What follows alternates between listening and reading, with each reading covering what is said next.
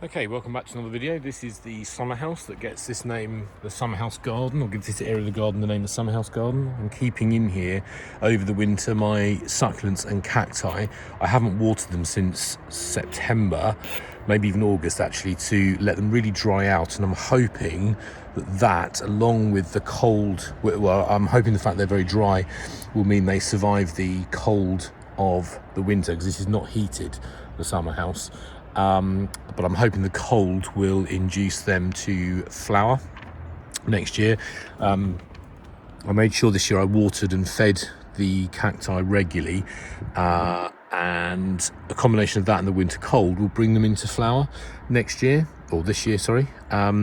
So they will stay in here until March time, when I start having a bit of a move around stuff in the glass house, maybe April. And I'll put them back in the glass house then, and start sort of gradually watering and feeding them again to hopefully have a magnificent flower display through the summer. So let's have a look at the 4 beds then. So this first bed here, which has got a permanent planting in of yucca there with a couple of pups down below. Buddleia, which I'm not all that keen on, to be honest. Might see about taking that out. Bamboo, some acanthus, some larger leaved acanthus mollis, and then a smaller one here. I can't remember the name of this smaller leaved acanthus here.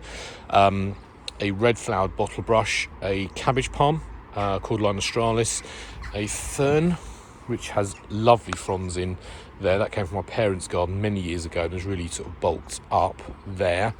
I get a few, agapanthus that seem to survive the winter just in there.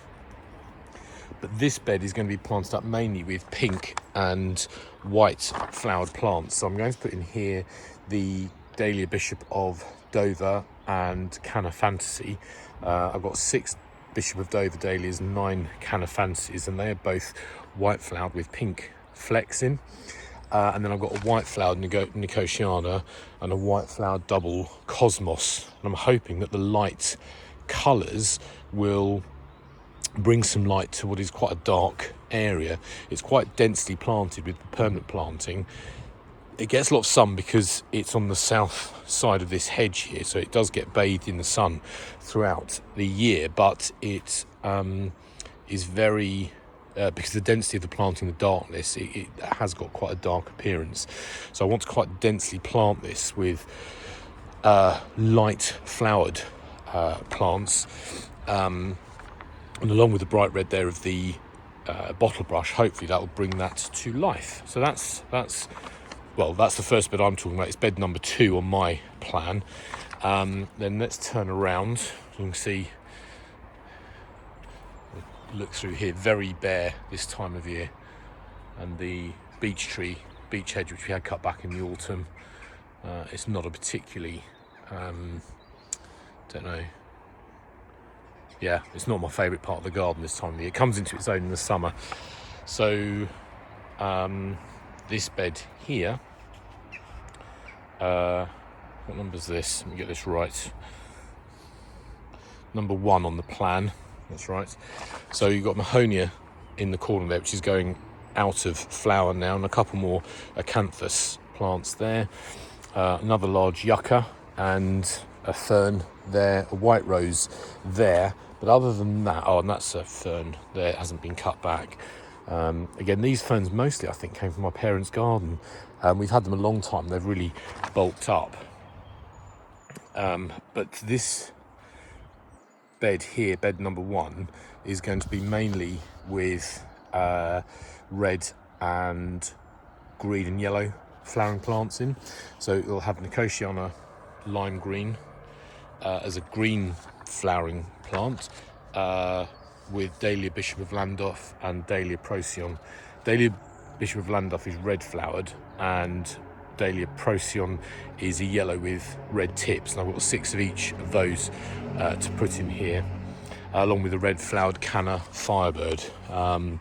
So again, hopefully this does get a lot of lights, again south facing, in terms of the sun comes in at this angle here, so it's not shaded at all, and hopefully the colour of the planting there will sort of, you know, bring that to life, or the sun will bring that to life. There's my very bald fig tree there. Yeah, looking good. So trying to get this the right way round. There we go. So bed number 4. These next 2 beds are both on the north side of this hedge, so they do get quite a lot of shade. And there's a foxglove tree there, which we had cut hard back last year. So it's lightened up this space quite a lot.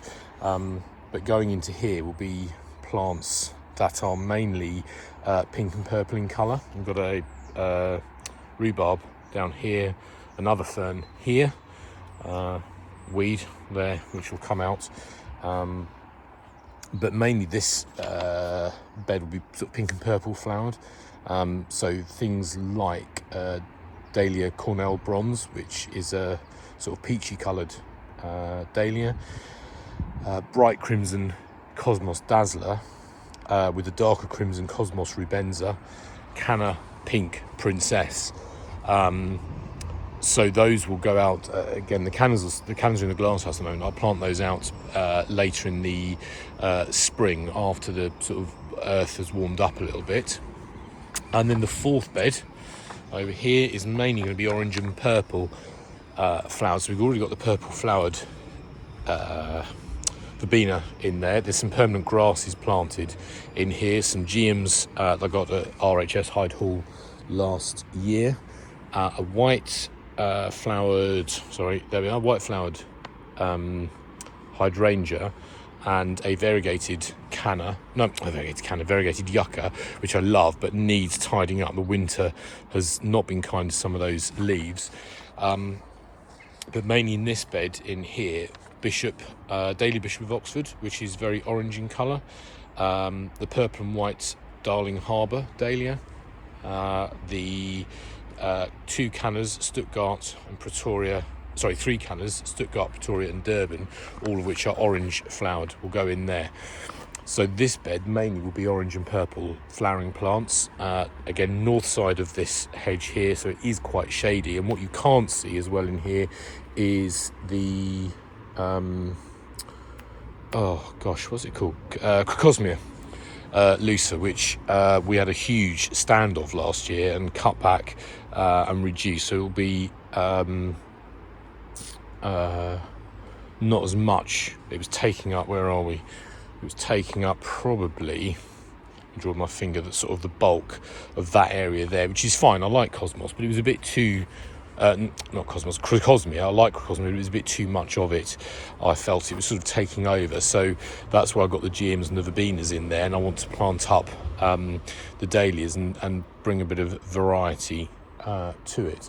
So that's the 4 summer house beds in there, all very different in character and colour, but they make, in the height of the summer, they make a lovely place to sit and eat. And in the evening, with the summer house doors open, the lights on, it's a lovely place to come and enjoy the summer's evening. So I'm excited about planning this now, because as you can see, what is essentially a very dull winter's day, it brings the summer closer, the feeling of summer closer to you when you're thinking about stuff like this.